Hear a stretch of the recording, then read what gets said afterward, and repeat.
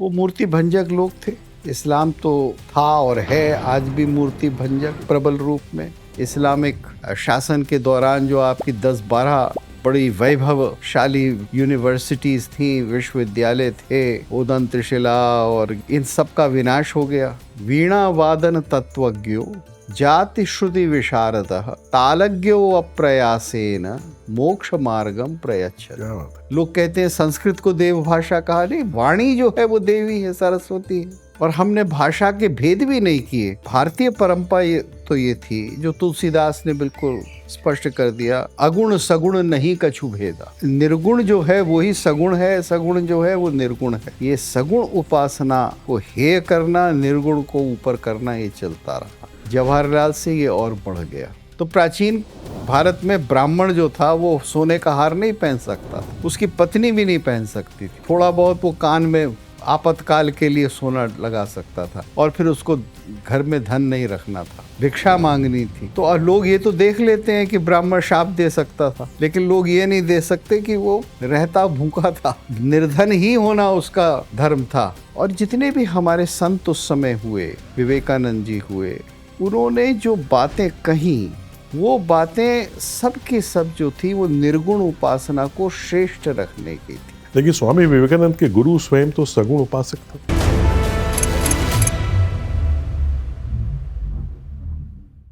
नमस्कार, प्राच्यम के the change makers show में एक बार पुनः आपका बहुत बहुत स्वागत है। हमारे यहाँ कहा गया है कि साहित्य संगीत कला विहीनः साक्षात पशु पुच्छ विषाणहीन, यानी कि जिस मनुष्य के अंदर साहित्य की समझ ना हो, संगीत का ज्ञान ना हो, किसी भी तरीके की कला के बारे में कोई जानकारी ना हो, वो मनुष्य साक्षात उस पशु के समान है जिसकी न तो कोई पूंछ है और न कोई सींग है। इसीलिए इन चीजों का हमारे जीवन में समावेश होना अति आवश्यक है। और ये हमारे लिए बहुत हर्ष का विषय है कि आज हमारे स्टूडियो में एक ऐसी विशिष्ट विभूति आज पधारी है जो साहित्य, संगीत और कला की विभिन्न धाराओं के एक बहुत ही अद्भुत विशेषज्ञ हैं, जिन्होंने इन तीनों को अपने जीवन में न ही सिर्फ साधा है बल्कि हर क्षण उसको जिया है और अपने मौलिक दृष्टिकोण को हम सभी के साथ समय समय पे साझा करते रहे हैं। आज हम चेंज मेकर शो में उनसे साहित्य, कला, संगीत के विभिन्न विषयों पे हम परिचर्चा करेंगे। उनसे हम जानेंगे कि कितनी अद्भुत, कितनी प्राचीन हमारी परंपरा रही है इनकी, वर्तमान में क्या परिस्थितियां हैं, किन किन दिशाओं में क्या क्या काम करना आवश्यक है जो अभी तक नहीं हो पाया है। ऐसी तमाम चर्चाएं आज हम उनसे करेंगे। इससे पहले कि आप प्राच्यम.com पे जाके बस सब्सक्राइब करें प्राच्यम OTT को, अपने परिवार में सब लोग मिलकर उसको देखें, अपने बच्चों को दिखाएं। उसमें 400 से अधिक भारत के ऊपर, हमारी संस्कृति के ऊपर फिल्में हैं, सीरीज हैं, शोज हैं जो कि बहुत ही ज्ञानप्रद है। और प्राच्यम.org की वेबसाइट पे जाके यथा योग्य जो भी आप देना चाहें आप डोनेट कर सकते हैं, क्योंकि आपके इसी सहयोग से, आपके इसी समर्थन से ये महाअनुष्ठान आगे बढ़ रहा है और बहुत जल्दी ही पूरे विश्व में ये भारत की संस्कृति और हमारी महान परंपराओं को लेके विश्व व्यापक होगा। तो हम आज अपने स्टूडियो में स्वागत कर रहे हैं एक ऐसे ही अद्भुत भारत के जो रत्न हैं, जिनका अद्भुत योगदान रहा है कला, साहित्य और संस्कृति के क्षेत्र में, जो अभी वाइस चेयरमैन है नेशनल स्कूल ऑफ ड्रामा के, जो IGNCA के ट्रस्टी हैं और एग्जीक्यूटिव मेंबर हैं। आज बहुत बहुत स्वागत है प्रोफेसर भरत गुप्त जी का। बहुत बहुत स्वागत है सर। प्रणाम। बहुत प्रणाम। बहुत ही आनंद की अनुभूति होती है मुझे तो आपके सामने, आपके साथ बैठ के और आपसे बातें करके। और ये इतने आनंद का विषय है कि आज आप हमारे द चेंज मेकर्स शो में आप आए हैं। बहुत सी बातें हमेशा रहती हैं आपसे करने की, बहुत कुछ सीखने को मिलता है आपसे बात करके। और मुझे तो ये पूर्ण विश्वास है कि हमारे दर्शक पूरे विश्व में जब आपकी इन बातों को, इस पॉडकास्ट को, इस परिचर्चा को, आपके मौलिक दृष्टिकोण को जब जानेंगे, सुनेंगे तो बहुत प्रेरित होंगे। हमारी सरकार भी प्रेरित होगी, हमारे नेता भी प्रेरित होंगे, हमारे ब्यूरोक्रेट्स भी प्रेरित होंगे, क्योंकि बहुत कुछ उनसे सीखा जा सकता है आपकी बातों से। हम संक्षेप में पहले आपसे, आपके शब्दों में आपका परिचय जानना चाहेंगे। प्रणाम दोबारा, और मंगलाचरण कहता हूँ। गंगा तरंग रमणीय जटा कलापम गौरी निरंतर विभूषित वाम भागम नारायण प्रियमनंग मदापहारम वाराणसी पुरपतिम भज विश्वनाथम। वाराणसी में हैं तो यहाँ के जो स्वामी हैं, हम उनका आशीर्वाद लेकर ये एक बहुत ही सुखद साहित्य संगीत विद्या के ऊपर केंद्रित चर्चा करते हैं। इसी में समय जाना चाहिए समझदार लोगों का, ऐसा कहा गया है। मेरा परिचय तो देखिए कोई बहुत विशेष नहीं है। मैं एक सामान्य मिडिल क्लास परिवार में पैदा हुआ। मेरे पिताजी वैश्य जाति के और व्यापारी थे। मुरादाबाद से आकर दिल्ली में उन्होंने एक दुकान खोली जिसमें उन्होंने आर्ट ब्रास वेयर का काम किया, बाद में स्टेनलेस स्टील का काम किया। मैं मुरादाबाद में पैदा हुआ था और 4 वर्ष अपनी दादी के पास रहा, और फिर जब मेरा स्कूल में दाखिले का समय आया तो मैं दिल्ली में आ गया और एक उस ज़माने के इंग्लिश मीडियम स्कूल में, कैम्ब्रिज स्कूल में मुझे दाखिला मिला तो मैं पढ़ने लगा। प्रमुख बात यह है कि घर में मेरे 2 प्रकार के संस्कार थे जो मुझे मिले बिल्कुल एकदम होश संभालते ही। एक तो पिताजी पूजा पाठ करते थे, तो तुलसी कृत रामायण का निरंतर पाठ होता था, और भक्त थे वो, तुलसी भक्त थे, तो तुलसी का काव्य बचपन से कान में पड़ा, पहली बात।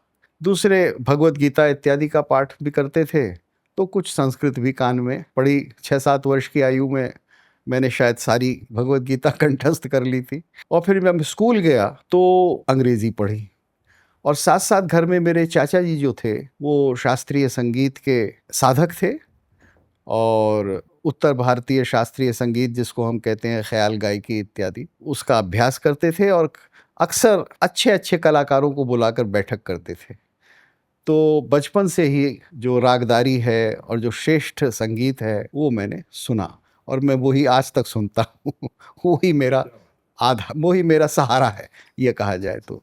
दक्षिण का भी, उत्तर का भी, कर्नाटक भी, हिंदुस्तानी भी, लेकिन वो एक मुझे बहुत ही घुट्टी में मिला, समझ लीजिए। बाद में खैर जब मैं कुछ थोड़ी मेरी आयु बढ़ी 24 वर्ष इत्यादि में, तो मैंने 10 वर्ष तक पंडित उमाशंकर मिश्र से विधिवत सितार का प्रशिक्षण भी लिया। वो मेरे गुरु थे, वो तो बाद की बात है, लेकिन बचपन से मुझे ये संस्कार मिला। मैं स्कूल गया तो मैं इस तरह से सौभाग्यशाली था कि जो उस स्कूल के प्रिंसिपल थे, वो जो एक पुनर्जागरण बंगाल में किसी समय हुआ, वो उस परंपरा के थे। तो वो शेक्सपियर के भी बड़े शौकीन थे, Shakespeare, English literature, sir Walter Scott वगैरह, और वो रविंद्र संगीत के भी बहुत ही प्रेमी थे। तो उनके स्कूल में ये दोनों चीज़ें महत्व की थीं, और मेरे सौभाग्य से उन्होंने देखा कि मेरी कुछ साहित्यिक रुचि है, तो स्कूल के बाद भी वो मुझे बिठाकर शेक्सपियर पढ़ाते थे, छोटा मोटा एक्टिंग करते थे। तो 11 वर्ष की आयु में उन्होंने मुझे किंग लियर भी एक स्कूल शो में कराया। क्या बात है। तो इस तरह के मेरी रुचि रही और ये बढ़ती रही। और फिर जब मैं कॉलेज में आ गया तो फिर मैंने साहित्य, दर्शन और जो भी चीज़ें इसके साथ होती हैं उनका अध्ययन किया, और सन 72 में मैं पढ़ाने लगा दिल्ली विश्वविद्यालय में। उसके बाद फिर मैंने 10 वर्ष तक पंडित उमाशंकर मिश्र जी के साथ सितार का विधिवत, जो मैहर घराने का बाज है, उसकी शिक्षा ली। फिर और भी गुरुओं से मैंने अध्ययन किया। ये समझिए कि मुझे जो सबसे बड़ी चीज़ जीवन में मिली है वो मेरे गुरु हैं, और देश में और विदेश में भी जहाँ भी मैं पढ़ने गया तो उस काल के जो श्रेष्ठतम गुरु थे उनके साथ मुझे अध्ययन का सुअवसर मिला, और बहुत आत्मीयता मिली, उनका मुझे आशीर्वाद मिला विद्या के रूप में। जैसे मैं यूनिवर्सिटी ऑफ टोरंटो में पढ़ा 1.5 साल, तो उस समय मीडिया स्टडीज़ का विकास हो रहा था कि मीडिया क्या होता है। तो उसके जो प्रस्थापक थे उनका नाम था मार्शल मैकलूहन, वो पढ़ाया करते थे। तो आज भी Marshall McLuhan is considered to be the founder of media studies. तो मैं 1 वर्ष उनका शिष्य रहा। मीडिया क्या होता है, आधुनिक समय में मीडिया का क्या महत्व है, ये सब शिक्षा मुझे सन 70 में ही मिल गई थी। तो इस प्रकार मुझे बड़े श्रेष्ठ, बड़े टकसाली, बड़े बहुत ही समर्थ गुरु मिले। क्या बात ये है। मेरा बहुत बड़ा, ये तो सबसे ये बड़ा मेरा सौभाग्य है। सौभाग्य है। तो मैं इसको अपने जीवन का सबसे बड़ा धन मानता हूँ कि गुरु मिले। और इसी प्रकार मुझे संगीत शास्त्र की शिक्षा देने के लिए एक स्वामी कृपालवानंद, बहुत बड़े योगी थे गुजरात के, जो संगीत के भी बहुत मर्मज्ञ थे, उस्ताद फैयाज खां के शिष्य थे अपने पूर्व आश्रम में। फिर बाद में जब वो सन्यासी हो गए तो वो संगीत का शास्त्रीय अध्ययन भी करते थे और म्यूजिकोलॉजिस्ट थे अपने समय के बड़े प्रसिद्ध। तो उन्होंने मुझे संगीत शास्त्र में दीक्षित किया, नाट्य शास्त्र का परिचय कराया और नाट्य शास्त्र में जो संगीत का क्षेत्र है उसमें मुझे दीक्षित किया। क्या तो बात वो है। भी मैंने उनसे सीखा। साथ में उन्होंने मुझे कुछ और चीज़ें भी सिखाई, जैसे पाशुपत योग और हठ योग प्रदीपिका और जो घेरंड संहिता इत्यादि। ये सब मुझे उनसे गुरुमुख से सीखने को मिला, समझने को मिला। तो पारंपरिक विद्या ग्रंथों से कैसे गुरुमुख से मिलती है, क्या बात है। इसका मुझे अनुभव हुआ। और फिर अच्छा, मैं आपको एक बात बता दूं कि ये इतना मुझे सुन के इतना आनंद का अनुभव हो रहा है, क्योंकि हमारा जीवन भी ही एकदम ऐसे ही था। कितनी सिमिलैरिटीज मैं देख रहा हूँ। शायद बहुत कम लोगों को मालूम है कि प्राच्यम की प्रेरणा वो बहुत पहले हमारे गुरु ने हमको दी थी। काशी के ही बहुत ही महान सिद्ध तपस्वी और योगी हमारे गुरु थे, और उन्होंने उन्हीं के चरणों में बैठ के, गुरुमुख जो होता है ना, हमने भारत का ज्ञान विज्ञान दर्शन वांग्मय शास्त्र विद्या उनके चरणों में बैठ के सीखी। बिल्कुल भारत क्या है ये तो मैंने उनसे जाना है, नहीं तो हम तो कॉन्वेंट में पढ़े हुए एक युवा थे और फिर बाद में एक ऑफिसर बन गए थे, मैरीन ऑफिसर। तो हमें तो पता नहीं था भारत। उनसे उन्होंने हमको बताया भारत क्या है। उन्हीं के आशीर्वाद से, उन्हीं की प्रेरणा से हम बाहर गए और विदेश गए। तो हम भी कनाडा गए। हमारे फिल्म के पहले गुरु कनाडा के बहुत ही अद्भुत महान फिल्म मेकर थे, मिशेल है, फ्रेंच कैनेडियन फिल्म मेकर, जिनसे हमने पहले फिल्म मेकिंग सीखी है। और फिर हम उसके बाद अमेरिका गए फिल्म मेकिंग पढ़ने। फिर हॉलीवुड में भी हमने जब काम किया तो जो दुनिया के शीर्षस्थ जो हॉलीवुड के लोग थे उन्होंने बहुत प्रेम से सिखाया है। तो ये हमारे जीवन में भी एकदम ऐसे ही रहा कि बड़ी ये अद्भुत सौभाग्य गुरु हुआ कृपा। कि श्रेष्ठतम व्यक्तियों से हाँ शिक्षा का संग्रह हुआ। जी बिल्कुल, ये ईश्वर की कृपा है, कृपा थी बिल्कुल। ये एक अनुग्रह है, बिल्कुल इसको और कुछ नहीं कहा जाना चाहिए। इसी श्रृंखला में समझिए मेरे गुरु थे आचार्य बृहस्पति। वो अपने समय के 20वीं शताब्दी के मूर्धन्य संगीत शास्त्री कहिए, संगीत के विद्वान कहिए, वाग्यकार कहिए, रामपुर घराने के वो एक समय में कोर्ट पंडित भी रहे थे। तो उनसे फिर मैंने दोबारा नाट्य शास्त्र पढ़ा। मेरे पहले गुरु ने उनके पास मुझे भेजा कि इतना मैंने सिखा दिया, आगे आप वहाँ जाकर सीखो। उनसे मैंने अध्ययन किया और नाट्य शास्त्र की जो अभिनव गुप्त की परंपरा है अध्ययन की, उस परंपरा में मुझे उन्होंने उतारा और फिर वो मैं करता रहा। तो गुरु तो वास्तव में जो मर्म है वो दे देता है, वो दिखा देता है। उसके बाद फिर आपको जीवन पर्यंत अपने अध्ययन करना होता है, उतरना होता है। तो इन सब लोगों से जो मैंने सीखा वो फिर मैं श्रेष्ठ जीवन में करता रहा। क्या बात है। मैंने दिल्ली विश्वविद्यालय में लगभग 40 वर्ष पढ़ाया, तो मैं 2011 में रिटायर हो गया था। लेकिन क्या कहूँ, भगवत कृपा से मैं अभी भी अध्ययन अध्यापन में ही चल रहा हूँ उसी क्या में। बात है। और मैंने, आप ये समझिए कि सन 90 से यूरोप और अमेरिका में बहुत से विश्वविद्यालयों में समर कोर्सेज भी पढ़ाए हैं और भाषण भी दिए हैं, और जिसको कहते हैं टूर अराउंड द कंट्री, जैसे 5 यूनिवर्सिटीज़ में एक लेक्चर सीरीज़ हुई, ऐसा मैं कई बार कर चुका हूँ और भारत में भी मैं सन 80 से विभिन्न संस्थाओं में जाकर वक्तव्य देता रहा हूँ और लोगों से वाद विवाद करता रहा हूँ, और वही क्रम है। और मैं चाहता हूँ कि मैं अध्ययन अध्यापन में ही अपना बहुत सुंदर। जीवन समाप्त करूँ। नहीं, आपने तो अपने जीवन में इतना कुछ समेट लिया है। आसान नहीं है इतने वर्षों तक साधना करके, संगीत को साधना, कला को, नाट्य शास्त्र को, साहित्य को, है ना। और साथ में आप इंग्लिश के प्रोफेसर थे। हाँ, मेरा प्रोफेशन हाँ, मैं इंग्लिश का जी बिल्कुल। मैं BA honours Saint Stephen's College से और एमए किया। और वहाँ एक अद्भुत बात ये हुई, ये भी मेरा बहुत बड़ा सौभाग्य था कि मैं अंग्रेज़ी तो पढ़ता था और वो कोर्स वर्क करता था सुबह 9, साढ़े 9 से 2, ढाई बजे तक क्लासेस में। लेकिन शाम को 4 से 6 जो वहाँ संस्कृत के आचार्य थे प्रोफेसर, वो मुझे संस्कृत साहित्य का अध्ययन कराते थे। तो 5 साल में मैंने formal MA in English literature किया और एक इनफॉर्मल स्टडी बड़ा ग्रेस है, मैंने संस्कृत साहित्य की भी कर ली, जो बड़ी कि उनकी कृपा से, गुरु कृपा, बिल्कुल गुरु कृपा से। सत्यभूषण योगी उनका नाम था। तो वो बड़े उदार और बहुत ही मर्मज्ञ और वात्सल्य की मूर्ति थे। तो ये किसी भी सभ्यता के आधार स्तंभ किसी भी संस्कृति के वो यही होते हैं, साहित्य है, कला है, संगीत है। और भारत की संस्कृति तो पचासों हजार वर्ष प्राचीन है, और ये संस्कृति की अविरल धारा कहाँ कहाँ से होते हुए हम तक पहुँची। ये बहुत सौभाग्य की बात है कि आपने उसको संरक्षित किया अपने जीवन में, और आप उस ज्ञान को, उस दृष्टि को लोगों के साथ साझा कर रहे हैं, उसको उसके संरक्षण की दिशा में आगे प्रयास कर रहे हैं। प्राच्यम का भी यही प्रयास है कि हम फिल्मों के माध्यम से इस महान संस्कृति को, इसकी जो विभिन्न धाराएँ हैं, जो उसके आधार स्तंभ हैं, उसको, उसके विषय में हम लोगों को बताएं और इसको संरक्षित करें आने वाली पीढ़ियों के लिए।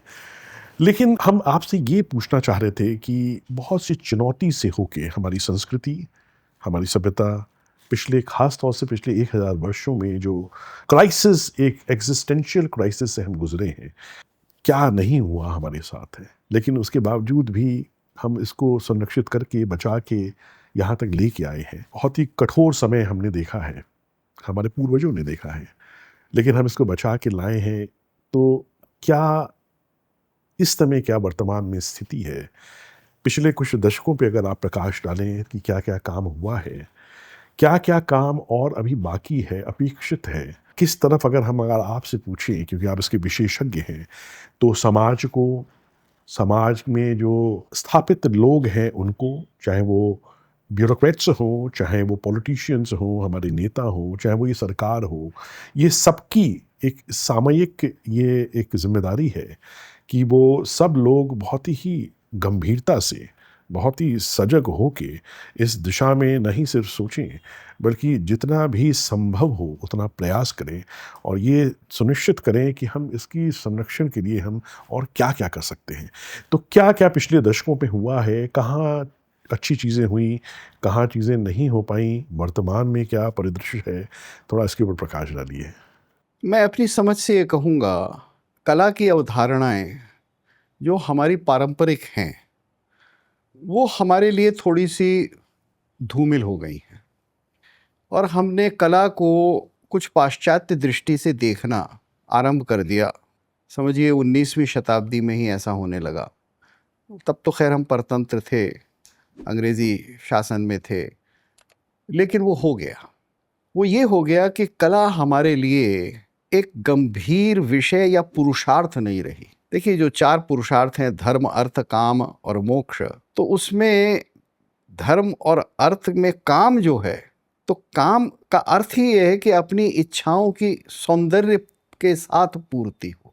तो सबसे बड़ा रोल कला का वही है। और फिर केवल वो ऐसी नहीं है कि जिसको आप कहें सजावट की चीज़ है या ornamental. Art is not ornamental. हमारे यहाँ तो वो एकदम एक प्रकार का दैनिक क्रिया है। बिल्कुल।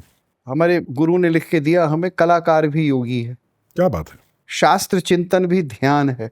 तो आप जो भी काम कर रहे हैं वो एक योग की तरह से कर रहे हैं, क्योंकि कहीं ना कहीं वो आपको बहुत ही विशिष्ट भूमिका पे ला सकती है। कला के बारे में आज से नहीं, बहुत ही प्राचीन काल से ये कहा गया है कि इसकी विभिन्न भूमिकाएं हैं। तो एक तो भूमिका होती है कला की कि ये अर्थ के लिए है।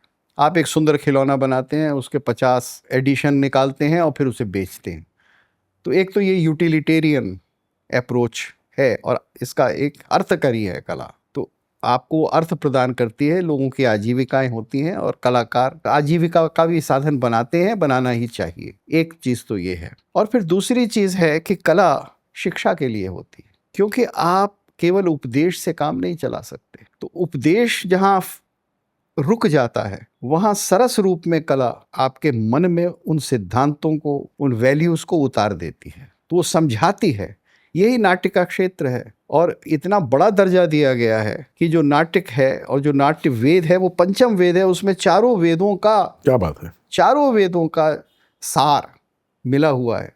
तो अब बताइए कि विश्व में ऐसी कौन सी संस्कृति है जो कला को इतना ऊंचा दर्जा दे रही है कि जो उसके फंडामेंटल टेक्स्ट हैं वो भी जब मिलते हैं और सबके सब समर्पित हो जाते हैं, तो वो नाट्य विद्या में हो जाते हैं। क्या बात है। और ये बड़ी प्रैक्टिकल चीज़ रही है। देखिए, हम साहित्य को या हम वैदिक कथाओं को, जैसे पुरूरवा और उर्वशी और इतनी सारी जो वैदिक कथाएं हैं, हम उनको पंडित होकर, आचार्य होकर भी नहीं पढ़ते, नहीं जानते।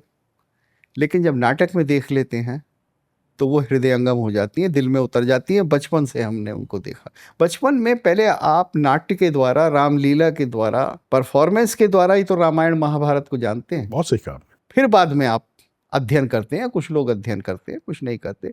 लेकिन नाट्य वेद जिसको कहा गया और नाट्य शास्त्र को पंचम वेद जो कहा गया, वो प्रैक्टिकल चीज़ है। वो केवल ऐसा नहीं है कि उसका महात्म्य बनाना है। बहुत सही आपने कहा। मुझे तो याद है कि हमारे बचपन में जगह जगह रामलीला होती थी और ये अनिवार्य रूप से हम लोग उसमें उसको देखने जाते थे। वो हम लोग, और प्रतीक्षा रहती थी कि कब रामलीला कहाँ पे शुरू होगी, कब आएगा, कहाँ पे क्या चीज़ होगा, क्या प्रसंग होगा। उस समय टेलीविज़न तो होता नहीं था, तो एक ऐसी परंपरा थी हमारे यहाँ। किसी का जन्मदिन हो तो क्या होता था कि मोहल्ले के सब बच्चे इकट्ठे होते थे और नाट्य करते थे। नाट्य किसी भी रामलीला का, किसी प्रसंग का एक अभिमंचन हम करते थे और उसमें पूरी लिरिक्स होती थी, पूरा उसमें गान होता था, उसमें डायलॉग्स होते थे, उसका रिहर्सल होता था। और पर्दा लगता था, पर्दा हटता था और हम लोग अपना अभिमंचन शुरू करते थे। पूरी परफॉर्मेंस होती थी और उससे वो सब चीज़ें हृदय में बैठ जाती थी। अब आज देखिए, हम कहते हैं कि आप शिक्षा में ये लाइए और नेशनल एजुकेशन पॉलिसी में इसे लाइए, उसे लाइए, लेकिन ये सारी चीज़ें व्यवहार में उस समय थी जी। और इनको जब तक आप दोबारा नहीं कराएंगे तब तक नेशनल एजुकेशन पॉलिसी, एनईपी दोबारा साकार भी नहीं होगी। वो नई थ्योरीज के हिसाब से नहीं चलेगी। और मैं इसमें ये भी जोड़ना चाहूँगा कि कला की अर्थकरी भूमिका और फिर सौंदर्यपरक भूमिका के बाद वो आध्यात्म की ओर ले जाने वाली। भारतवर्ष में कला को तो ये माना ही गया है। बहुत प्राचीन एक उद्धरण है याज्ञवल्क्य स्मृति का, वीणा वादन तत्वज्ञो जाति श्रुति विशारदः तालज्ञो अप्रयासेन मोक्ष मार्गम प्रयच्छति। यानी जो वीणा वादन में कुशल है और वीणा वादन तत्वज्ञो जाति श्रुति विशारदा, जो अलग अलग आज सामान्य भाषा में कह दिया जाए कि राग इत्यादि की जानकारी रखता हो, जो ताल को जानता हो, वो मोक्ष मार्ग की ओर अपने आप बढ़ जाता है। क्या बात है। अब ये याज्ञवल्क्य स्मृति कह रही है, यानी इतने 2-2.5 हजार साल पहले ये मान लिया गया, तो कला का ये दर्जा है। क्या बात है, बहुत सुंदर बात, कितनी प्रेरणाप्रद बात आपने बताई। और मुझे भी हमेशा लगा कि हमारे तो घर में ही संगीत है, मुझे लगता है कि संगीत से कोई सुलभ मार्ग नहीं है ईश्वर प्राप्ति का है। देखिए, बिल्कुल नहीं है, क्योंकि कृष्ण कह रहे हैं ना गीता में, वेदानाम साम वेदोस्मि, वेदों में जो श्रेष्ठतम है, जो मैं हूं, वो साम वेद है। क्या बात है। और ये भी कहा गया है कि देवता जब तक साम नहीं होता तब तक प्रसन्न नहीं होते। क्या बात है। क्योंकि उसके अंदर केवल पाठ नहीं है, शब्द नहीं है, उसमें संगीत है। तो अम जो है स पद हुआ और अम जो है वो संगीत हुआ, इसलिए साम हुआ। तो साम ही पूर्ण है, ऋक पाठ अपूर्ण है, यजुष पाठ अपूर्ण है। वो विनियोग तो होगा उसका यज्ञ में, यथा स्थान होगा, लेकिन देवता प्रसन्न जब होंगे जब सामगान होगा। क्या बात है। तो कितना महत्व है। और संगीत को हमने साहित्य से कभी अलग नहीं रखा और साहित्य को कभी संगीत से अलग नहीं रखा, दोनों को मिलाकर। बहुत सुंदर। अगर शब्द होगा तो स्वर की सारी अवस्थाएं उस शब्द में होंगी, सांगीतिक अवस्थाएं भी होंगी और भाषा की उतार चढ़ाव और बोलना वो भी होगा। तो ये सारी हमारी एक दृष्टि रही है। और हमने भाषा के भेद भी नहीं किए कि कोई भाषा ऊंची है या कोई भाषा, क्योंकि जितनी भी भाषा है वो सब सरस्वती, वो तो सब दैवी भाषा है। लोग कहते हैं संस्कृत को देव भाषा कहा, नहीं, भाषा तो सारी ही, वाणी जो है वो देवी है, सरस्वती है। हर भाषा जो है वो ही है, उसके रूप अलग हैं, वो अलग अलग रूप में बिखर जाती है, वैखरी कहलाती है। तो अंग्रेजी हो गई, कहीं कहीं फ्रेंच हो गई, कहीं जर्मन हो गई, कहीं संस्कृत हो गई, कहीं तमिल हो गई, कहीं मराठी हो गई, और पहले इतनी सारी सैकड़ों भाषाएं इतिहास में रही हैं। तो वो एक ही ऊर्जा के और एक ही देव तत्व के विभिन्न आयाम हैं। भारतीय दृष्टि ये है। क्या बात है। यानी हमारी दृष्टि जो है वो टेरिटरी के साथ किसी भाषा को नहीं जोड़ती। हमारी दृष्टि, और फिर भाषा जो है वो तो पशु पक्षियों की भी होती है, जो प्राणी मात्र है उसकी भाषा होती है। तो आप ये देखिए कि कला का कितना एक व्यापक रूप हम हमेशा से समझते आए हैं। तो इसलिए इसको सिर्फ एंटरटेनमेंट नहीं है। बहुत सुंदर। मैं समझता हूँ, अगर मेरा अंदाज़ा गलत नहीं है, भारत ने विश्व में सबसे अधिक, क्वालिटी में ही नहीं क्वांटिटी में भी कला का सृजन किया है। Production of art has been unparalleled and the highest in quantity also. not just quality in the world. And I would like to add here कि हमने जहाँ तक समझा है भारत की संस्कृति को, इतिहास को, हमारी सभ्यता को, हमने जीवन के हर आयाम में हमने कला और सौंदर्य को पाया है। होना चाहिए, क्योंकि उसके बिना हम अपूर्ण होंगे।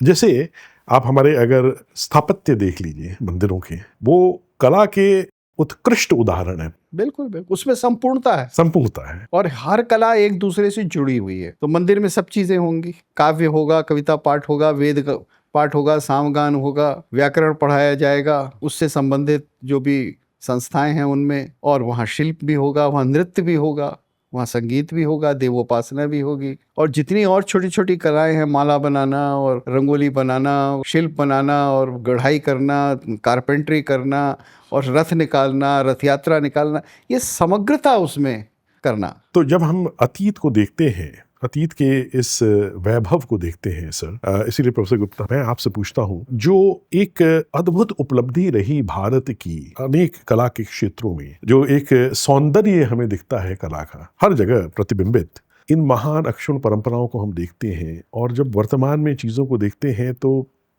मन में थोड़ी व्याकुलता आती है, बहुत हम थोड़ा चिंतित हो जाते हैं जब हम देखते हैं कि जो हमारी सभ्यता संस्कृति की जो सबसे उत्कृष्ट परंपरा थी, गुरु शिष्य परंपरा, हम देख रहे हैं कि जब उसका क्षरण हुआ है समय के साथ है, तो मन बहुत चिंतित, बहुत व्याकुल होता है। ये लगता है कि क्या होगा आने वाले समय में, क्या ये परंपराएं विलुप्त हो जाएंगी, क्या इनका और क्षय होगा तो कैसे जो हज़ारों साल से जो चल की परंपराएं, जो संस्कृति की और तमाम विधाएं हम तक पहुंची हैं, क्या ये आगे पहुंच नहीं पाएंगी। तो इसीलिए मुझे लगा कि मैं आपसे पूछता हूं कि बहुत कुछ हमने, हमारे समाज ने, हमारे देश ने बहुत कुछ पाया, बहुत कुछ अचीव किया, उसका उदाहरण चारों तरफ सर्वत्र दिखता है, लेकिन धीरे धीरे क्या इनमें कमी आई है, क्या इनका क्षय हुआ है, क्या क्षरण हो रहा है तो ये बहुत चिंताजनक है।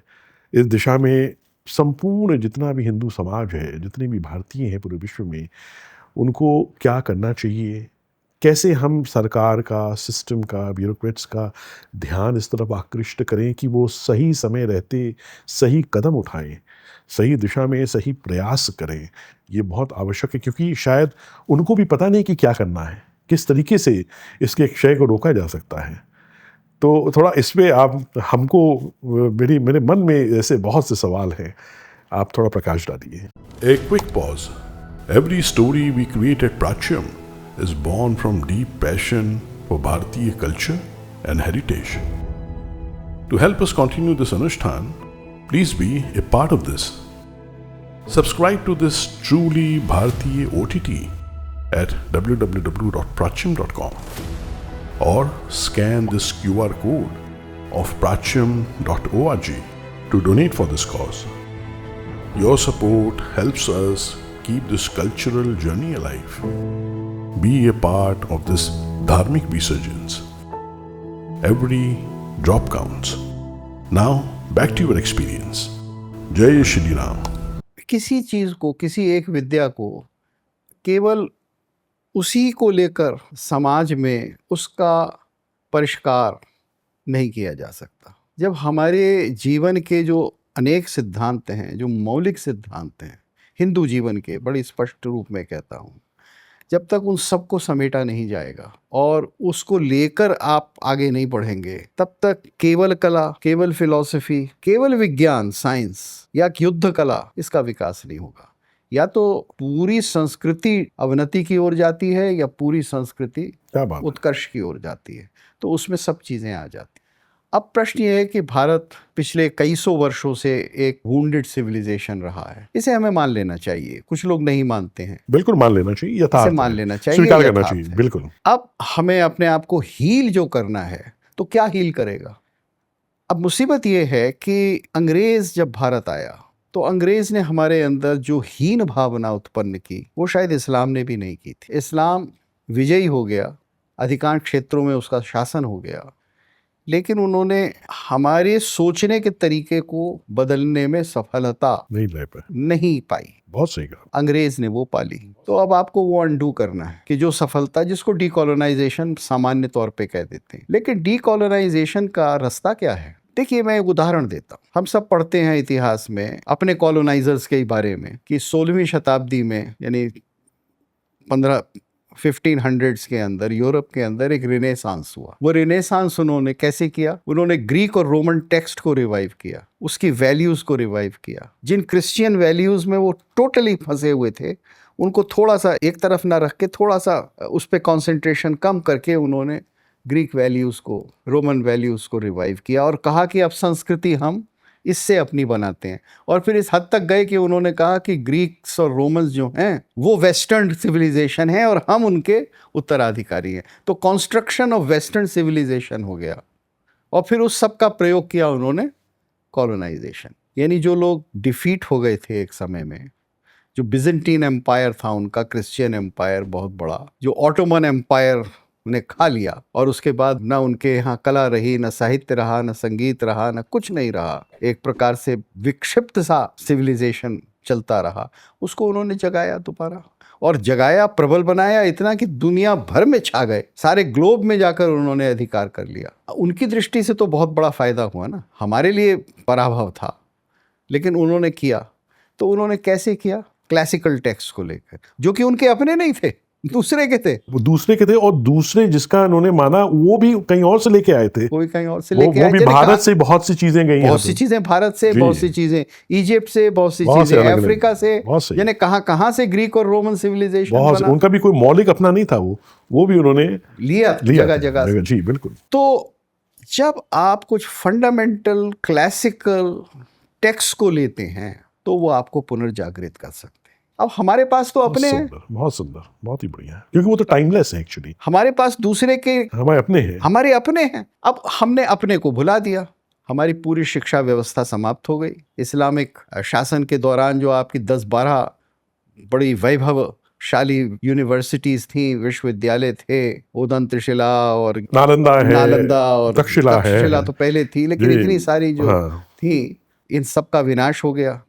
जब आपके विदेश से पढ़ने वाले जिनमें आया करते थे और जहाँ पढ़ाने यहाँ से विदेश जाया करते थे, जब ये समाप्त हो गया तो आपकी विद्या, आपका पांडित्य वो जगह जगह थोड़ा थोड़ा सा सरवाइव करता रहा। अंग्रेज़ आया तब उसने आपका दिमाग बदला और अंग्रेज़ ने कला को जितना नुकसान पहुँचाया। देखिए, ये तो सही है कि साहब आर्कियोलॉजिकल सर्वे ऑफ इंडिया बनाया अंग्रेज़ों ने और बहुत सारी इमारतों को इधर उधर से खोद खाद के और सब सामने लाए और बहुत सारी अद्भुत चीज़ें वो उठा के ही ले गए अपने म्यूज़ियम बनाने के लिए।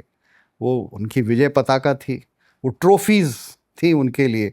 British Museum is a record of the trophies of the British Empire, है ना? बिल्कुल। तो ये उन्होंने काम तो कर दिया कि एक पास था, स्टोन में हमें दिखा दिया, लेकिन उन्होंने हमारा सोचने का तरीका बदल दिया। सोचने का तरीका ये बदला कि दिखाया कि ये सिविलाइजेशन था, ये ख़त्म हो गया। बहुत सुंदर। और इस सिविलाइजेशन में बहुत सारे फॉल्ट लाइंस थी, बहुत सारे दोष थे जो आज तक चल रहे हैं और वो आज आप हो। उसमें जो अनेक चीज़ें हुई, ये तो एक बहुत लंबा विषय है, लेकिन मैं आज के विषय से संबंधित एक बात कहूँगा कि उन्होंने एक चीज़ की, उन्होंने ये किया कि हमारे यहाँ जो उपासना सगुण की थी उसको उन्होंने हे कर दिया। वो मूर्ति भंजक लोग थे। इस्लाम तो था और है आज भी मूर्ति भंजक प्रबल रूप में, लेकिन अंग्रेज़ों ने उस प्रकार से मूर्ति भंजन नहीं किया। और जब हमारे आर्कियोलॉजिकल साइट्स को दोबारा निकाला तो हमने कहा कि नहीं नहीं, ये तो साहब आर्ट को अप्रिशिएट करने वाले लोग हैं, इन्होंने तो हमारी प्राचीन भाषाओं को पुनर्जागृत कर दिया। तो ये सारा क्रेडिट हमने दिया। इसमें सत्य है, आंशिक सत्य है कि फिजिकली तो ये किया, लेकिन उन्होंने सबसे बड़ा नुकसान क्या किया? उन्होंने ये सिखाया कि ये जितनी सगुण उपासना तुमने करी है ये हे है, और जो निर्गुण उपासना आपके यहाँ हुई है वो तो चलो ठीक थी। और हमने क्या किया? पूरा ये जो बंगाल रेनेसांस हुआ और स्वामी दयानंद वगैरह हुए, इन्होंने ये कहा कि देखिए हमारे देवता जो हैं, हमारा जो आर्ष ग्रंथ है, जो वेद है, उसमें मूर्ति पूजा नहीं। तो हम तो जैसे आप मोनोथीस्ट एक ईश्वर मानते हैं, ऐसे ही हम भी मानते हैं। तो अनेक रूप और अनेक जो भारत में था, जो सगुण उपासना थी, उस पर से हमारा ध्यान हट गया। और देखिए आर्य समाज हुआ तो उन्होंने कहा नहीं नहीं, देवी देवताओं की उपासना नहीं होती, अवतार नहीं होता, जबकि क्रिश्चियनिटी तो अवतार पर आधारित। यूनानियों से उन्होंने अवतार की धारणा ली और जीसस ने कहा कि nobody shall enter heaven except through me and I am the son of God, I belong to my, I am the only son. तो उन्होंने हमको ये निर्गुण उपासना को एलिवेट कर दिया गया। और जितने भी हमारे संत उस समय हुए, विवेकानंद जी हुए, उन्होंने जो बातें कही वो बातें सब की सब जो थी वो निर्गुण उपासना को श्रेष्ठ रखने की थी। दयानंद सरस्वती जी तो जितना ट्रांसलेशन करते हैं तो वो सब देवी देवताओं का अर्थ कर देते हैं परम पिता परमेश्वर। तो अग्नि का होगा अग्निमेढ़े पुरोहितम, तो वहाँ भी अनुवाद हो जाएगा कि परमेश्वर जो है उसको मैं सबसे आगे रखता हूँ, वो सबसे आगे हैं। लेकिन स्वामी विवेकानंद के गुरु स्वयं तो सगुण उपासक, और शाम के गुरु जो थे वो तो टोटली सगुण उपासक थे और तंत्र के मार्ग पर और कुंडलिनी जागरण के मार्ग पर चल रहे थे। लेकिन स्वामी दयानंद जब पश्चिम गए तो उन्होंने जो बात करी तो उन्होंने वहाँ बात फिर ऐसी की कि मोनोथीइस्ट लोग उसको समझ जाएं और कहा कि नहीं नहीं, हम भी एक ही ईश्वर की उपासना करते हैं। अब ये देखिए, ये सारा जो प्रपंच चलता रहा कि श्रेष्ठ जो है वो निर्गुण है और सगुण जो है वो केवल एक सीढ़ी है। मंदिर इसलिए जाओ कि कल को योगी बन जाओगे, ये तो छोटा मार्ग है। ये जो धारणा हमारी 100 साल तक चली, इसने हमारे पूरे उपासना पद्धति को बदल दिया। प्रोफेसर गुप्ता, आपने अक्सर जो है ना सगुण उपासना की क्या उसका महत्व है, क्या इम्पोर्टेंस है, इसके ऊपर बहुत आपने बात की है। इनफैक्ट हमने आपके साथ एक टॉक भी किया था मूर्ति पूजा के ऊपर जो है प्राच्यम पे है। लेकिन क्या आपको नहीं लगता कि ये जो विचार है या ये जो दर्शन है ये भी एक अत्यंत प्राचीन भारतीय दर्शन है जिसकी मूल जो है जैसे मीमांसा या अद्वैत वेदांत उसमें देखने को मिलता है, जो आदिगुरु शंकराचार्य ने प्रतिपादित किया अपने जीवन में? बिल्कुल है। देखिए, जितने भी वैदिक देवी देवता हैं वो सब सगुण ही तो हैं। उनके रूप, सरस्वती का एक रूप है पावका न सरस्वती वाजे फिर वाजनीवती यज्ञ वस्तु दिया, और उसको आगे अम्बि तमे नदी तमे, तो सब सगुण उपासना हो रही है। इंद्राणी पह्वभूतये, ये सब सरस्वती के ही तो गुण हैं। तो जब आप ये साकार की उपासना कर रहे हैं, उसकी आपने मूर्ति बनाई या नहीं बनाई वो एक दूसरी बात है, लेकिन वो निर्गुण तो नहीं है। कोई वैदिक देवता तो निर्गुण नहीं है, तो सब संपूर्ण रूप से सगुण है। तो सगुण की उपासना तो हमारे वेद में ही प्रतिष्ठित है। और अद्वैत दर्शन का तो सिद्धांत ये है कि जो सृष्टा है, जो संसार बनाता है, वो स्वयं संसार में मूर्त रूप अवतरित होकर हमारे बीच रहता है। तो ये जो सृष्टि है ये भी ईश्वर है, ये भी उसी का एक प्रागट्य है। एको हम बहुश्यामा, मैं एक हूं, मैं अब बहु, ये मेरी लीला है, ये मेरी इच्छा है। सर्वम खल इदम ब्रह्म, इसीलिए सर्वम खल इदम ब्रह्म होगा। तो फिर ये जो भौतिक है ये भी तो ब्रह्म ही हुआ। बिल्कुल, ये ब्रह्म का ही तो एक रूप है। बिल्कुल। तो ये स्वामी दयानंद सरस्वती ने कहाँ से ये धारणा ली है ना, कैसे ये निगुण साधना मैं का? समझता हूँ कि ये क्रिश्चियन इंटिमिडेशन था, क्योंकि उन्होंने ईसाइयों का भयंकर विरोध भी किया, धर्मांतरण का विरोध किया, घर वापसी का उन्होंने प्रारंभ किया। लेकिन कहीं ये विचार बन गया कि हम भी देखो निर्गुण की उपासना कर सकते हैं। अब यहाँ तक तो ठीक था, लेकिन जब ये कहा कि सगुण की उपासना न करो तो बहुत बड़ी मुसीबत खड़ी हो गई। और आज आप बड़े बड़े आर्य समाजियों को, जो प्रखर आर्य समाजी हैं, उनको देखेंगे कि वो गंभीर दर्शन की बात करते ही नहीं, वो केवल मूर्ति पूजा का विरोध करते रहते हैं। लेकिन बीच का जो एक मध्यकालीन युग था सर, उसमें बहुत से हमारे देश में बहुत से संत कवियों को भी बहुत ज़्यादा प्रमोट किया गया, जिन्होंने इसी निर्गुण उपासना की बात की है। ये जो अब ये कहानी शुरू होती है आज़ादी के बाद, जो मैंने आपके सामने रखा, भारतीय परंपरा ये थी जो तुलसीदास ने बिल्कुल स्पष्ट कर दिया, अगुण सगुण नहीं कछु भेदा। तुलसीदास जी के लिए तो निर्गुण जो है वही सगुण है, सगुण जो है वो निर्गुण है। ये तो निरंतर वो रामचरितमानस में दिखाते ही चलते हैं। और अवतारवाद कहीं भी है, जितना भारत में मध्यकाल के अंदर उपासना थी, तो उसके अंदर जो सगुण की उपासना थी वो उपासना ब्रह्म की ही उपासना थी, केवल मार्ग अलग था, सगुण का मार्ग था। और वो किस लिए था कि अवतार को आपने माना। अब मैं आपसे एक सवाल पूछता हूँ कि अगर आप सगुण को नहीं मानेंगे तो क्या जीवन में कोई कला होगी? संभव ही अवतार नहीं है, संभव नहीं है। संभव नहीं। बहुत ही सुंदर बात कही। मुझे तो तुलसीदास जी की वो पंक्तियां याद आती हैं, विषय करण सुरजीव समेता, सकल एक ते एक सचेता, सबकर परम प्रकाशक जोई, राम अनादि अवधपति सोई। तो एक से अनेक दिखा दिया बिल्कुल। उन्होंने, और जो अनेक है ये फिर एक की ओर ले जा रहा है। बिल्कुल, और बिल्कुल सही कहा आपने कि कला तो आप बिना साकार रूप के आप उसकी कल्पना भी नहीं कर सकते। नहीं कर सकते। बिल्कुल। इसीलिए देखिए, जिन संस्कृतियों में सगुण उपासना का विरोध है या उनके प्रति जुगुप्सा है या घृणा है, उन संस्कृतियों में कला नहीं है। उन्होंने कला कहीं से छीन ली हो, उठा ली हो। नहीं तो उन संस्कृतियों में, उन धर्मों में इनफैक्ट आज भी कला प्रतिबंधित है। प्रतिबंधित, इस्लाम में प्रतिबंधित है। बिल्कुल प्रतिबंधित है। किसी भी रूप की कला, संगीत और प्रतिबंधित है। ईसाइयों में भी थी। ये 16वीं शताब्दी के बाद से कला से घृणा और द्वेष समाप्त हुआ, क्योंकि उन्होंने देखा कि इसके बिना हम संस्कृति की स्थापना और उसका विकास नहीं कर सकते। उससे पहले तो देखिए, जो प्रतिबंधित की बात करते हैं, अब एक तथ्य आपके सामने रखता हूँ। भारतवर्ष में प्राचीन नाट्य की परंपराएं हैं। थोड़ा बहुत हमें प्राचीन काल से बहुत कुछ मिल रहा है। ग्रीस में बिल्कुल नहीं मिल रहा।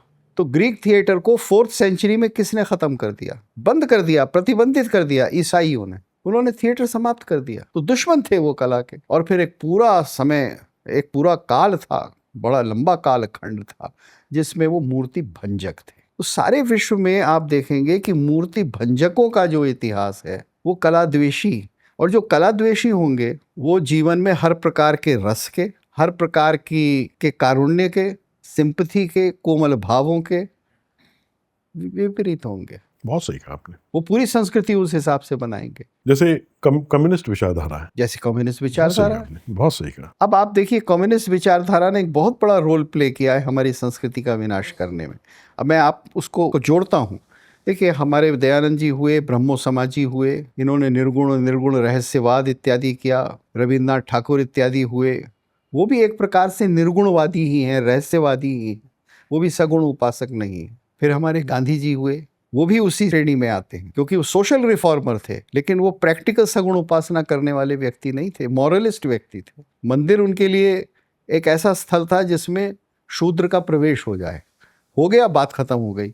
मैं बैठ के तो वहाँ उपासना नहीं करूँगा, क्योंकि सगुण उपासक थे ही नहीं वो। तो ये हमारा क्रम चलता रहा। और जब इसी के अंदर बड़े बड़े ऋषि हुए, बड़े बड़े मनीषी हुए, हाँ कुछ अपवाद भी हुए, जैसे श्री अरविंद, जो कि कला के अखंड प्रेमी थे, और उनका दर्शन भी ऐसा था जो सगुण और निर्गुण दोनों का समावेश रखता है। लेकिन एक व्यक्ति हैं, वो शायद एक दो और आपको नाम मिल जाएंगे, लेकिन भारत में अंग्रेज़ों के प्रभाव में, इंटिमिडेशन में, ये सगुण उपासना को हेय करना, निर्गुण को ऊपर करना, ये चलता रहा। जवाहरलाल से ये और बढ़ गया। और फिर क्योंकि जवाहरलाल के साथ साथ वो मार्क्सिस्ट फिलॉसफी थी, तो मार्क्सिस्ट ने तो ये पूरी स्ट्रेटजी अपनाई है सन 60 और सन 70 के दशक में, कि उन्होंने कहा कि नहीं, सगुण उपासना जो है वो तो बहुत हेय है। सारे हिंदी डिपार्टमेंट्स में तुलसी को डिग्रेड कर दिया गया, बिल्कुल, और कबीर को ऊंचा कर दिया गया, बहुत ऊंचा कर दिया अब गया। एक बार मेरी बड़ी तगड़ी बहस हुई नामवर सिंह जी से। मैंने कहा, महाराज आप इतनी अच्छी व्याख्या करते हैं कि कैसे कबीर ने पाखंड का पूरा विरोध किया और वो पूरा विवेचन किया, लेकिन आप ये बताइए कि असली कबीर क्या है? पाखंड का विरोध असली कबीर थोड़ा ही है। सहज समाधि की ओर ले जाना असली कबीर है। संतो सहज समाधि भली। अब इस पे कितना लिखा है आप लोगों ने? इस पे कितनी PhD हुई है JNU में? कि कबीर तो कुंडलिनी जागरण के और सहज समाधि के साधक हैं। उनका मूल्य तो वो है, और वही लक्ष्य जो है वो तुलसी का भी है, वो किसी सगुण उपासक का भी। हाँ, मार्ग अलग हो जाता है, वो निर्गुण माध्यम को नहीं चाहता, सगुण माध्यम को ही चाहता है, लेकिन लक्ष्य तो वही है। तो ये जो चीज़ हमारे यहाँ हुई, ये इतनी व्यापक है, आज भी है। मैं ही समझता हूँ कि सगुण उपासना की उपेक्षा हमने की तो जो हमारी सबसे बड़ी सांस्कृतिक धरोहर थी मंदिर, हमने उसकी उपेक्षा कर दी। और जब अंग्रेजों ने मंदिरों का टेक ओवर किया 1925-30 के आसपास, मेरे ख्याल से तिरुपति का 30 के आसपास उन्होंने अधिग्रहण कर लिया, तो हम बिलबिला नहीं उठे, हमने वो स्वीकार कर लिया। और वो सरकार के द्वारा मंदिरों का अधिग्रहण आज भी हमें स्वीकार है। आज भी हिंदू जनता अपनी सरकारों से नहीं कहती कि तुम ये कैसे कर रहे हो, तुम्हारा ये अधिकार नहीं है, तुम्हारा ये क्षेत्र नहीं है, ये महापाप है। इतिहास में राजा जो था वो देवता का सेवक होता था, संरक्षक होता था, नियामक नहीं होता था। आज आप नियामक बने बैठे और सुप्रीम कोर्ट जाना पड़ता है कि कितने दिए जलाऊं यहाँ, ये पूछने के लिए। और सारा धन जो है वो आज की पॉलिटिकल फिलॉसफी और पॉलिटिकल कॉन्स्टिट्यूशन के हिसाब से मंदिरों का उपयोग में आता है। ये बहुत ही चिंताजनक है प्रोफेसर गुप्त, और हमें लगता है कि सरकार को इन सब इश्यूज को एड्रेस करना पड़ेगा, क्योंकि ये आवाज तो अब उठने वाली। आप बिल्कुल सही कह रहे हैं, आवाज उठ रही है, बहुत रही है। प्रबल रूप में उठने वाली है। और हमारे जो नव युवा और युवतियां हैं वो बहुत ही क्षुब्ध हैं इससे। लेकिन मुसीबत कहाँ है? सच बात तो ये है, द गवर्नमेंट आर कंफ्यूज्ड। मैं सरकारें कह रहा हूं, एक विशिष्ट पार्टी नहीं कह रहा। दे आर ऑल कंफ्यूज कि क्या करें क्या ना करें, वो हतप्रभ हैं। जब सरकारें कंफ्यूज्ड हों तब उनको आप जैसे विद्वत जनों की बातों को सुनना चाहिए। मैं तो कहता हूं कि जैसे प्राचीन काल में राजा एक मंत्री परिषद रखता था, ऐसे नवरत्न रखता था जो अपने अपने विधा के, अपने विषय के विशेषज्ञ होते थे, जो मंत्रणा करते थे, राजा को देते थे, बताते थे कि ऐसे हालत में क्या करना चाहिए उनको, क्या उनके लिए नीति युक्त है, क्या उनके लिए उपयुक्त है। अब हमें लगता है सरकारों को ऐसा मंत्री परिषद, वो नहीं जो उनके कैबिनेट मंत्री हैं, बल्कि ऐसे विद्वत जनों का एक ऐसा काउंसिल रखना चाहिए जिनके पास वो जाएं और उनसे बोले कि देखिए हमें समझ में नहीं आ रहा, आप बताइए कि क्या निराकरण किया जाए। देखिए ये भारत की बहुत पुरानी पद्धति है जी। मनुस्मृति के जो राजधर्म, शायद 12वां ऐसी कोई अध्याय है, तो उसमें सबसे शुरू में वो क्या कहते हैं कि राजा उठे और अपने नित्य कर्म इत्यादि से निवृत्त होकर वो सबसे पहले कुछ विशिष्ट विद्वानों को कुछ अलग अलग क्षेत्र के बुलाए और उनसे पूछे कि देश में क्या नहीं हो रहा है और क्या होना चाहिए, और फिर उनको उस काम में नियुक्त कर दे, और ये काम उसको रोज करना है। अब हमारी दृष्टि बदल गई। देखिए वो उसके बहुत कारण। आज जो पार्लियामेंट है जो हमें यूरोप से मिला है, उसमें सिर्फ ये डेमोक्रेसी और ये नहीं है केवल कि कैसे लोग इलेक्ट होंगे और संसद क्या होगी, उसमें एक बहुत बड़ा भेद है पहले प्राचीन काल से। प्राचीन भारत में राजा आचार या कोड ऑफ कॉन्डक्ट नहीं बनाता था कि आपको ये करना है, ये करना है, ये करना है। 4 आश्रम होते हैं, 4 वर्ण होते हैं, इसमें ऐसा ऐसा करेंगे, इतना टैक्स लगेगा, इतना टैक्स नहीं लगेगा, अकाल में आप क्या करोगे। ये सारी चीज़ें परंपरा से समाज में चली आ रही थी। राजा केवल उस हिसाब से चलता था, यानी कोड ऑफ कॉन्डक्ट ये परंपरा से बना हुआ था। और लोक में भी तरह तरह के कोड ऑफ कॉन्डक्ट चलते, लोकाचार के रूप में चलते थे। अब क्या हो गया, अब हर चीज़ का फैसला पार्लियामेंट करेगा। आपने वो अधिकार एक समय प्रबुद्ध लोगों के पास, जो जनता के पास था, आज आपने वो अधिकार पार्लियामेंट को दे दिया। पार्लियामेंट ने वो अधिकार कुछ अपॉइंटेड जजेस को दे दिया, जुडिशरी को दे दिया। आपने ये पिलर्स बना दिए 2 या 3 अलग अलग। तो जनता से तो आपने वो सारे अधिकार छीन लिए। बहुत सही कहा आपने। हम जिस व्यवस्था में आज रह रहे हैं वो व्यवस्था यूरोपियन व्यवस्था है। बिल्कुल, वो हमारी पारंपरिक व्यवस्था नहीं है। बिल्कुल नहीं है, बहुत सही कहा। हमारी व्यवस्था ये थी कि कुछ लोग होंगे जो विद्या अध्ययन अध्यापन करेंगे, लेकिन गरीब रहकर, तपस्वी रहकर। चाहे तपस्वी सारे ना हो, गरीब उनको रहना जरूरी है। तो प्राचीन भारत में ब्राह्मण जो था वो सोने का हार नहीं पहन सकता था, उसकी पत्नी भी नहीं पहन सकती। थोड़ा बहुत वो कान में आपातकाल के लिए सोना लगा सकता था, और फिर उसको घर में धन नहीं रखना था, भिक्षा मांगनी थी। तो लोग ये तो देख लेते हैं कि ब्राह्मण शाप दे सकता था, लेकिन लोग ये नहीं दे सकते कि वो रहता भूखा था। निर्धन ही होना उसका धर्म था। यही जीवन का त्याग उसकी सबसे बड़ी उपलब्धि थी। तो आपने ऐसे लोगों को पावर दे रखी थी, और ऐसे लोग ही एडवाइस कर सकते थे, और ऐसे लोग ही निर्णय कर सकते थे। आज उल्टा है। आज तो जो पावर में संलिप्त हैं, आज वो कानून बनाएंगे, आचार वो बनाएंगे, क्या लॉ है वो बनाएंगे। तो होना जो चाहिए, अब एक दूसरी व्यवस्था होनी चाहिए जो प्राचीन व्यवस्था के अनुरूप हो, कि आप उन लोगों को नियुक्त कीजिए देश में कुछ फैसले, बड़े फैसले लेने के लिए, नीतिगत फैसले लेने के लिए, धर्म और अधर्म के क्या करना है क्या नहीं करना है, जो कि पावर में नहीं हूँ। बहुत ही एक महत्वपूर्ण बिंदु पे हमारी परिचर्चा पहुंच चुकी है। संस्कृति है ना, फिर आप मंदिरों का भी आप इसमें ले आए उल्लेख है। सरकार, राजा, राजतंत्र, लोकतंत्र है ना, इन सब की क्या अपनी अपनी क्या क्या इनकी रिस्पॉन्सिबिलिटीज़ हैं, इस पे भी हम इस पे चर्चा आगे करते रहेंगे, भी बढ़ाएंगे आपसे। हमारे सभी दर्शकों से ये निवेदन है कि वो प्राच्यम.com पे प्राच्यम को सब्सक्राइब करें। और आज जिस विषय पे, जिस महत्वपूर्ण विषय पे हमारी चर्चा हो रही है, उसी दिशा में प्राच्यम ने एक नया इनिशिएटिव शुरू किया है, जिसके बारे में आप प्राच्यम.org पे जाके जान सकते हैं। वो है द प्राच्यम संस्कृति प्रोजेक्ट है। भारत की संस्कृति को लेके प्राच्यम प्रयास शुरू कर रहा है, और आप जैसे महान विद्वज्जनों के मार्गदर्शन में उसको हम आगे बढ़ाएंगे। अपने इस बात को, इस दृष्टिकोण को कैसे हम रख सकते हैं सरकार के सामने, समाज के सामने, किस दिशा में हम क्या काम कर सकते हैं, इसका एक हम वहाँ पे रूपरेखा इसकी तैयार करेंगे। आप सब लोग उसके साथ जुड़ें और अपना सहयोग प्रदान करें। From the timeless Vedas to the valiant warriors, from the wisdom of the rishis to the dreams of a new Bharat, our civilization has never stopped inspiring the world. Pracyam, the world's first Indic OTT, brings the glory of Bharat to the world. 400 plus films and series. From history to heritage, from devotion to discovery, every story is an offering to our eternal civilization. From G20 to Tokyo, the world is witnessing the voice of Bharat rise again. बहुत बड़ी सनातन की सेवा हो रही है। ज्ञान का पुनरुद्धारण का कार्य है। Pracyam is doing an amazing job. 60 साल में हमने जो खोया को वापस लाने का काम कर रहा है। आपका ये प्रयत्न ईश्वर की आराधना ही है। Your contribution is not a donation. It is an ahuti in this Mahayagya of the Indic Renaissance.